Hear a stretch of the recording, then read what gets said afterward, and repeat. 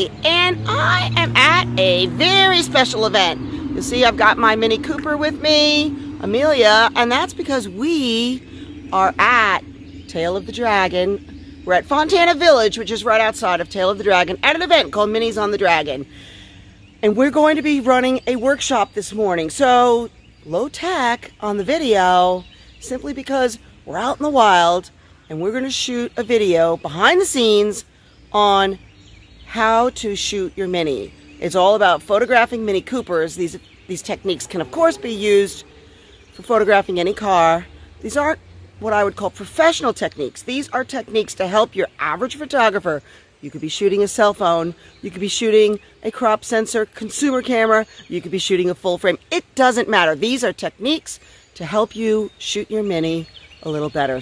So stay tuned, and I hope you enjoy the tips, the scenery, and the adventure.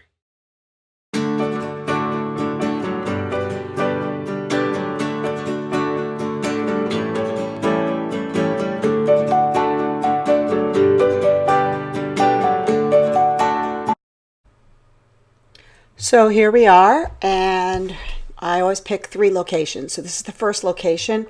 In case you can't tell, I'm doing a voiceover because the sound quality didn't work from being outside where there was a bit of a breeze. So I've taken this Countryman and we've put it in the middle. And the first thing I like to talk to everybody about is some of the basics about shooting really any car. Is the first thing is the angle. You want to make sure that you shoot the car. You don't just walk up there and shoot it. The second thing to think about is distractions and reflections. So you want to be looking, and if there's something distracting around the car, then maybe move and get a better angle.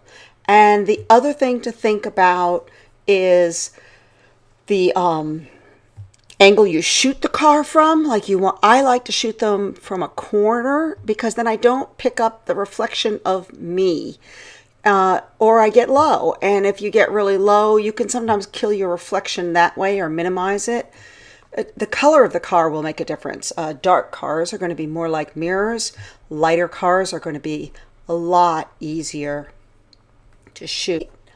We got out very early in the morning. 7 in the morning we started, so by the time I'm starting here, it's 7:30, and as you can see, the light is nice and soft. We don't have harsh shadows, and that really makes a difference in the quality of how your image is going to come out because your car is going to be more evenly lit. So I usually will set my camera at aperture priority, and that means that I can control the depth of field, and then I make sure that my ISO is high enough so that my shutter speed doesn't go too slow. And usually 200 or 400 ISO is good. And as far as the type of lens to use, that's really a choice of what you like. I tend to shoot telephoto lenses more. I just like that compression. Some other people may want to shoot with a wide angle.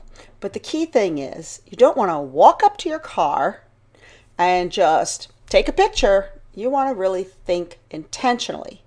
So use your knees and come over to your car, find your angle, and then squat, and then take the shot.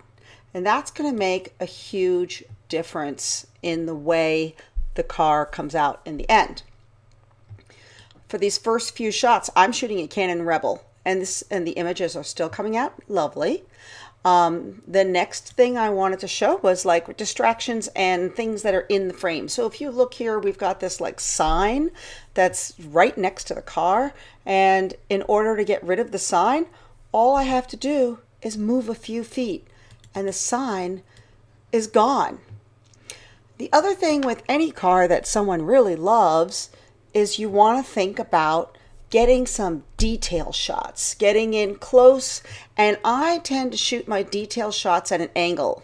For one thing, if I shoot at an angle, I have less of a chance of being a reflection, and also I think it's just more interesting. The location that I chose here, I chose because I find it has a lot of really nice photographic options.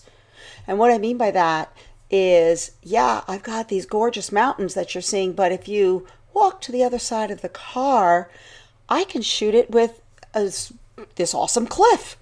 So you get options, and you want to do that. You want to walk around your car and see how you can shoot it and what you can do with it. And so from here, we're going to move on to another location.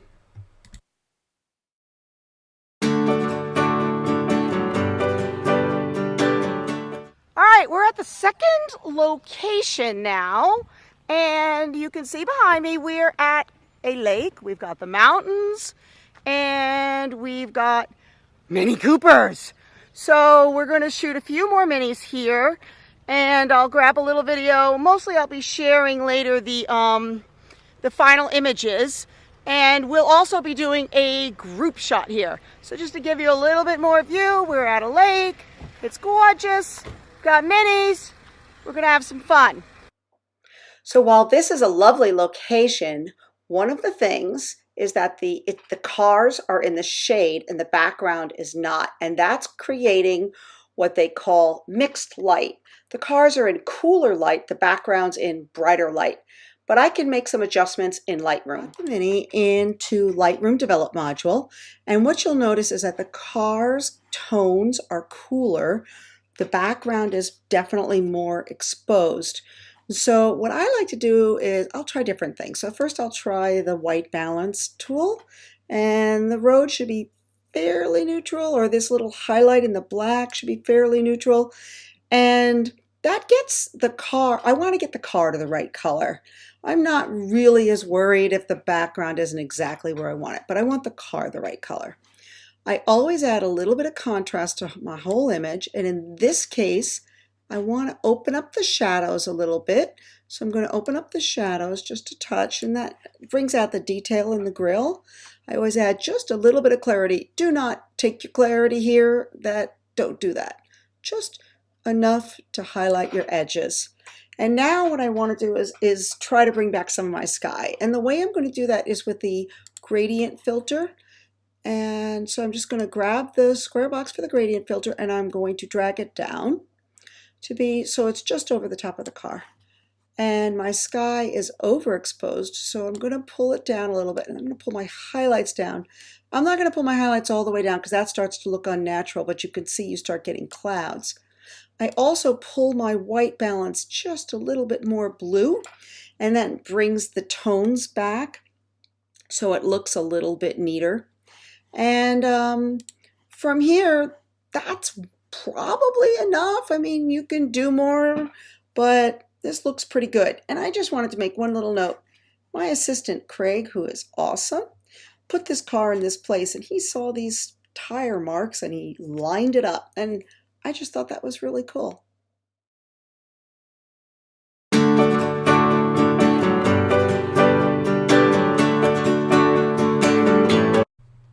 So let's talk about how to pose a person with their Mini. Here I like to have people touching the car.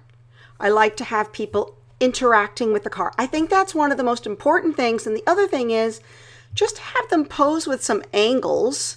And if you can get something interesting, like other Minis driving by and waving in the background, include that because it makes a huge difference and it makes it more interesting.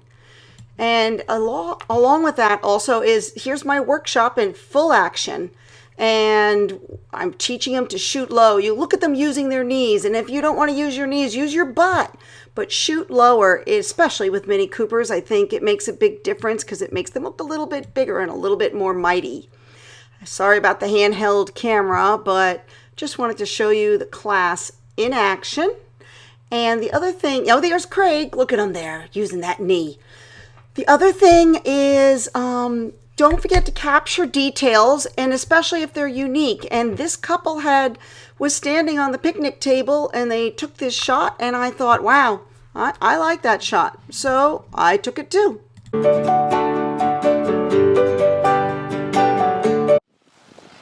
All right, so we're at our final spot, and we are doing the group shot. And here's Tapoco Lodge. It's got this awesome little antique style gas station, and look at all my happy students. Where are they? Where are they? All the happy students. See them all? Because they are shooting all the minis. All the minis lined up, and we put Bach, the JCW, as our main mini. And then we put everybody else over there. It's a great time. We're going to go eat lunch. So here's our final group shot, and it came out really nice, and everybody had a lot of fun shooting it. Then we went to lunch, and we all decided to sit underneath the overhang, which was a really good thing since the skies opened up after a perfectly gorgeous morning. So I want to thank you for watching, and if you have any questions, put them in the comments. Don't forget to like and subscribe, and we'll see you next time. Hey everybody, this is Allie and my friend Stephanie. Good morning. Today we're bringing you a really special edition behind the scenes photography workshop at Minis on the Dragon. Have fun, y'all.